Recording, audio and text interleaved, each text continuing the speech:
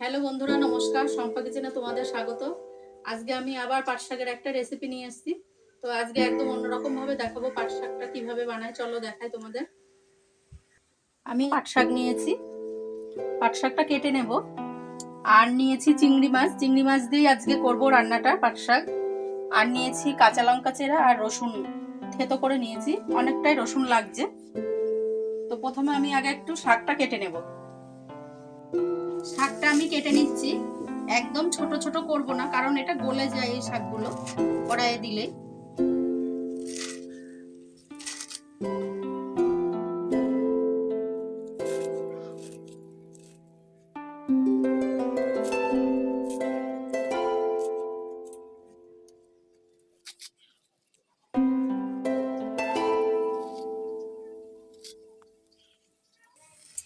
শাকটা কাটা হয়ে গেছে, আর এদিকে আমি গ্যাসটা ধরিয়েও দিয়েছি। কড়াইটা গরম হয়ে গেছে, তো আমি এখন কড়াই দিয়ে দিচ্ছি সর্ষের তেল।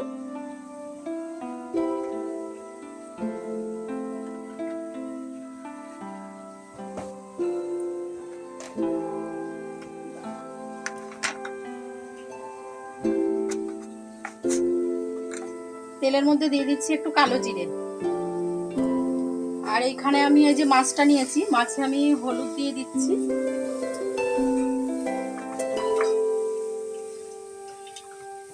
আর দিয়ে দিচ্ছি অল্প করে নুন।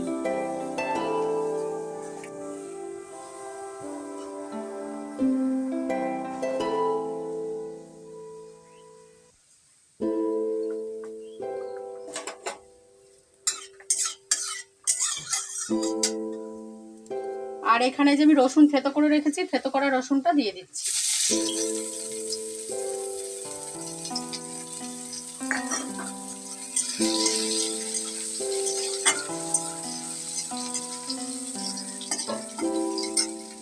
আর এই মাছটা আমি একটু নুন হলুদ ভালো করে মাখিয়ে নিলাম। আর এইবার আমি এই রসুনের মধ্যে মাছটা দিয়ে দিচ্ছি। আমি চিংড়ি মাছটা এক্সট্রা করে ভাজলাম না, আপনারা চাইলে আলাদা করে ভেজেও নিতে পারেন। আর কাঁচা লঙ্কা চেরাগুলো আমি দিয়ে দিলাম।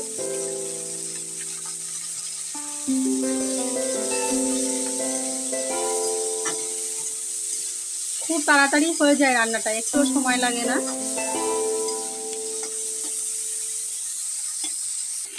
চিংড়ি মাছটা ভাজা হয়ে গেছে, তো আমি এখন এই পাট শাকগুলো দিয়ে দিচ্ছি।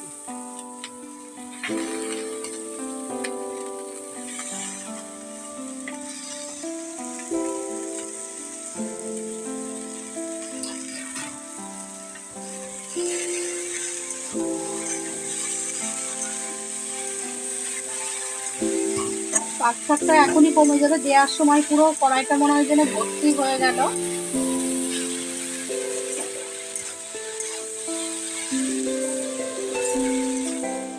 নুন দিইনি এখনো, তাই শাকটা একদম পুরো কমে গেছে।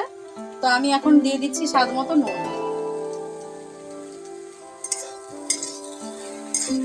আর একটু সামান্য জল দিয়ে দেবো। আমি ভালো করে আর একটু শাকটা মাছের সঙ্গে একটু কষিয়ে নেব।